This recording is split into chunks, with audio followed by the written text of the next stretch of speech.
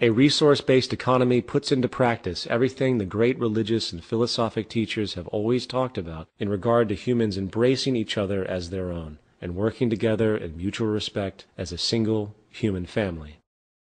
The Bible says thou shalt not kill. It doesn't say some people, it says thou shalt not kill. Jesus chased the money changers out of the temple. They're all back in now. And people say to me, you're trying to make the world a better place. My world is up there. And I said, you forgot the Lord's Prayer. Jesus said, thy will be done on earth as it is in heaven. There's no business in heaven, no private property, no money, no banks. You understand? They don't even understand what they're reading.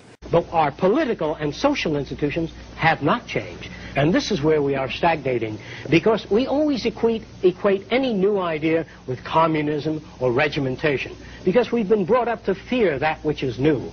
And I think that Christ was a radical. He brought new ideas, but it took time, thousands of years, for people to really appreciate ideas. To save our country, to save our land, to save our environment, to save our youth, our stupidity, our conflict, we've got to reorganize our way of thinking and reconsider our social aims toward the brotherhood of man. We do that or we perish.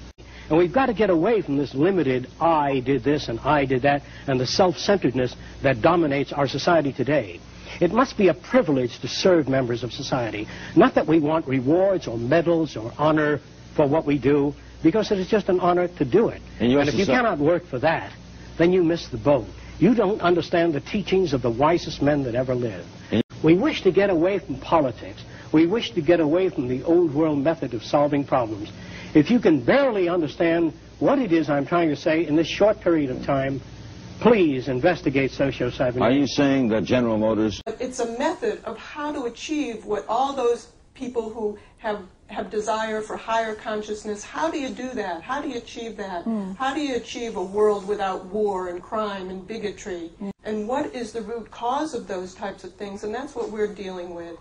In conclusion, since antiquity, great religious and secular philosophers alike have constantly advocated peaceful, unified ideals for humanity. From Christianity to Hinduism, the idea of seeing others as yourself is a long-standing disposition.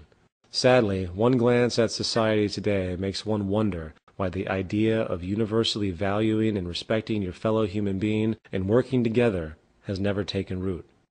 Today's self-interest, money-oriented society creates an environment that refuses to allow for the universal caring and account of another. This system is based on the perpetuation of oneself at the expense of others, and therefore it will never allow for a world of balance and harmony. The fact is, it is time to stop praying, stop wishing, and stop blindly talking about our supposed humanistic and religious ideals and actually work to make them happen. A resource-based economy puts into practice everything the great religious and philosophic teachers have always talked about in regard to humans embracing each other as their own and working together in mutual respect as a single human family. The use of science and the scientific method, while often deemed cold and heartless, actually presents one of the most profound spiritual unfoldings we have ever seen. While many people look with great awe and respect upon figures like Mother Teresa and her selfless nature, few tend to see Alexander Fleming, the man who discovered penicillin, in the same romanticized way. Penicillin has saved countless more lives today than any charitable idea or organization. The point is that science and technology are divinity in action. We cannot wait for some divine revelation or some great man to guide us. We must realize that we are on our own on this planet, and it is up to us to change the world for the better. It is time we stop pontificating and providing lip service to those spiritual values which religious and secular philosophers have been discussing for millennia and finally put them into practice. Science is the tool for this functional spirituality, and if we work to apply its methods for the betterment of civilization itself, we can reach the spiritual goals we have sought since antiquity.